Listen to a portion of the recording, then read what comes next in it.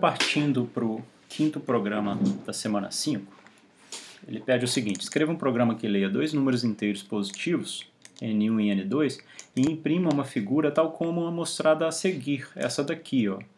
Ou seja, é um número, um espaço, primeiro crescente, depois decrescente, crescente, decrescente. Mas ele vai fazer isso quantas vezes? Olha, onde N1 é o número de linhas e N2 é o número de colunas. Então aqui eu tenho 5 linhas e tenho 8 colunas, né? Nesse exemplo aqui é para N1 igual a 5, N2 igual a 8. É para ele fazer isso para os valores de N1 e N2 que forem informados. Caso seja informado o número inferior a 0 para N1 e N2, a seguinte mensagem deve ser impressa: dados de entrada inválidos. E dados de entrada devem ser solicitados. Então vamos lá, vamos imprimir esses padrões aí. Então inicialmente é o input para N1 e N2 e eu tenho que testar se esses valores são válidos. Então vou ter que fazer um while para testar. Enquanto os valores forem não válidos, eu peço para entrar de novo. Ele só sai do while e passa para frente quando os valores de entrada forem válidos. Então veja que eu tenho mais de um loop no meu programa. Não aninhado, mas eu vou ter mais de um. Aqui eu vou precisar aninhar também, já já a gente vai falar a respeito. Então vamos começar, vou até colocar aqui entrada e validação. Então entrada e validação primeiro, eu tenho o N1 sendo um inteiro do input, onde no input eu tenho que passar entre com número de linhas para o N1. E para o N2 é o número de colunas. Pronto. Agora, enquanto N1 for diferente, tem que ser, deixa eu ver, seja informado no inferior a 0. Pode ser 0, não pode ser inferior a 0.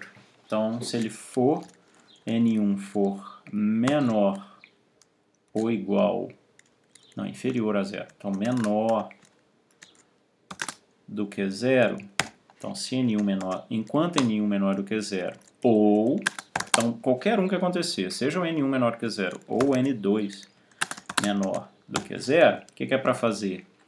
É para pedir nova entrada.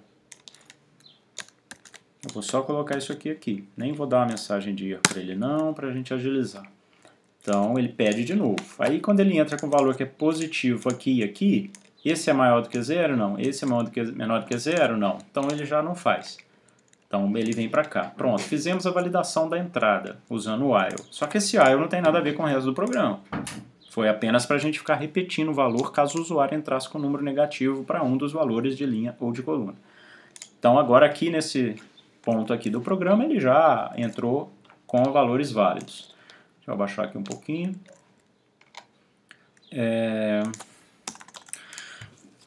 O que nós temos aqui embaixo? Eu tenho agora que fazer um for que vai variar de 1 até o N1 mais 1. Na verdade, o último valor dele vai ser o N1, mas eu vou ter que escrever N1 mais 1. E dentro dele um for para ir de 1 até 8. Mas na verdade, uma hora ele troca. Se ele está na parte ímpar, ele imprime de um jeito. Se ele está na parte par, ele imprime de outro aquela linha. Então é isso que a gente vai ter que verificar, se ele está numa linha par ou numa linha ímpar. Então, ele começa sempre na ímpar. Ele vai, primeiramente, imprimir os valores de 1 a 8. No caso, se o N2 for igual a 8, né? Então de 1 até o N2, inclusive o N2. E depois ele vai inverter. Então eu vou testar o seguinte, olha. O meu for, ele vai ter que ir do número de linhas. Então é um for para linhas e outro for para coluna dentro dele. Então o for para linha, ele vai de ir no intervalo de entre 1 e o número de linhas mais 1, que é o N1 mais 1, porque ele tem que ir de 1 até o N1. Até poderia colocar só N1 que daria 0, mas eu quero rodar aqui exatamente com o númerozinho certinho aqui. Eu quero que I vala o primeiro valor que tem que ser impresso aqui. Então eu vou colocar dessa maneira. Não é 2 pontos não, é vírgula, tá? É o segundo argumento da função range, que tem o limite superior. Aqui dentro, o que a gente tem que fazer então? Se o número de linha, que é o i, por cento 2, ou seja, o resto da divisão de i por 2 foi igual a 0, a gente está numa linha par. Então vou colocar, se for igual a 1, está numa linha ímpar. É para imprimir todos de frente para trás, e não de trás para frente. Então para i, não, j, é um outro para, hein? Para j, in range, no intervalo. Qual intervalo que eu quero agora? Eu quero imprimir de 1 a 8. Então, o J tem que estar no intervalo entre 1 e, o que é 8? É o N2, é o número de colunas. Então, do mesmo jeito que aqui foi N1 mais 1, para contar inclusive a linha número 5, agora é N2 mais 1, para contar inclusive a coluna número 8. Então, N2 mais 1. Então, dentro desse intervalo, o que é para eu fazer? Imprimir. Então, vou dar um print aqui dentro. O print não vai ter formatação.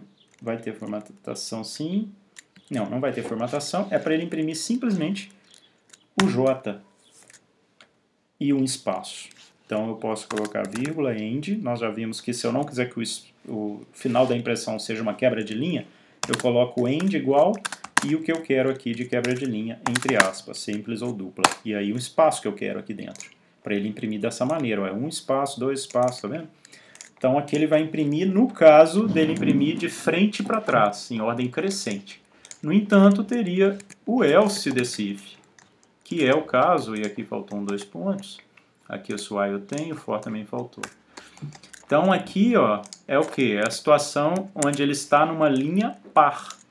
Linha 1 ímpar, imprime em ordem crescente. Linha 2 par, decrescente. Linha 3 ímpar, ordem crescente. Linha 4 par, ordem decrescente. Então, se o número for par, ordem decrescente. Então, para.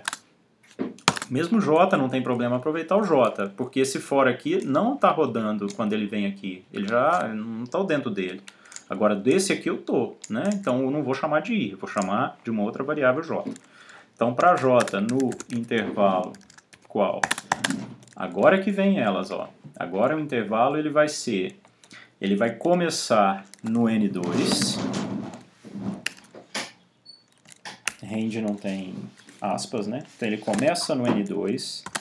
O último valor dele eu vou colocar 0 porque no fundo é 1, tá?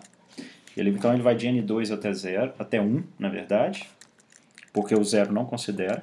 E o incremento dele, no caso, é menos 1, é negativo. Então, eu preciso separar o meu for para poder depois aqui dentro imprimir em ordem crescente. Ele é diferente do em ordem decrescente. Então, aqui que está acontecendo essa diferença. E lá dentro imprime do mesmo jeito.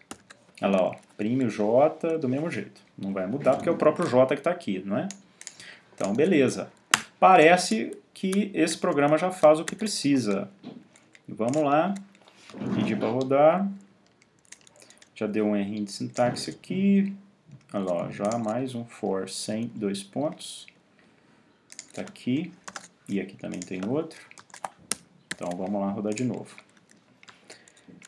Número de linhas. Eu vou colocar igual está no exemplo, 5 e 8 colunas. Já deu errado porque ele está imprimindo. Primeiro, ele está imprimindo J como sendo um valor. Não é isso que eu quero.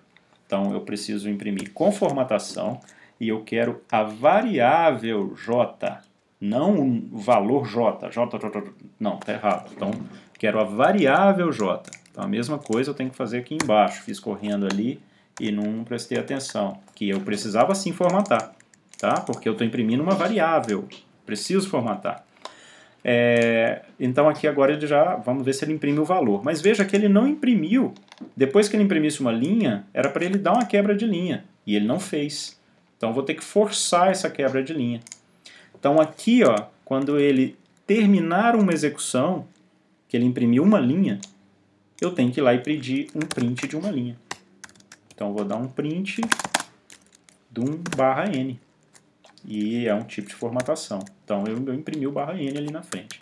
Vamos ver se vai dar certo, porque às vezes esse barra N aqui, esse print com barra N já vai imprimir. Ele já vai sim, porque o final, nem preciso colocar o barra N, porque o fato de ter esse printf vai passar já para a linha de baixo, pela natureza do printf, porque ele está sem esse end aqui para não ter a quebra de linha. Tá? Então, um simples printf do espaço aqui, simplesmente, sem formatação nenhuma, já vai resolver esse problema. Vamos rodar de novo para testar. 5 linhas, 8 colunas, agora sim. 1, 2, 8, e depois 8, 7, 6, 5, 4, 2, 1, 1, 2, 8, mesma coisa, né? Do jeito que solicitou aqui em cima, porque o programa fez isso.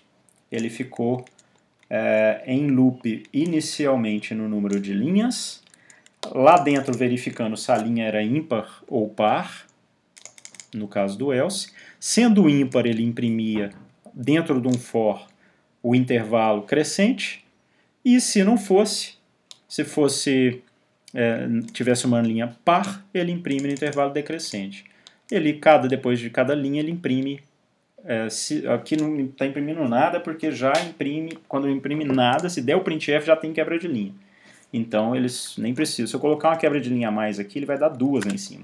Ele vai imprimir isso aqui, depois vai dar uma quebra de linha aqui embaixo, e depois que vai imprimir o outro, e eu não quero. Então, eu nem forço uma quebra de linha adicional aqui não.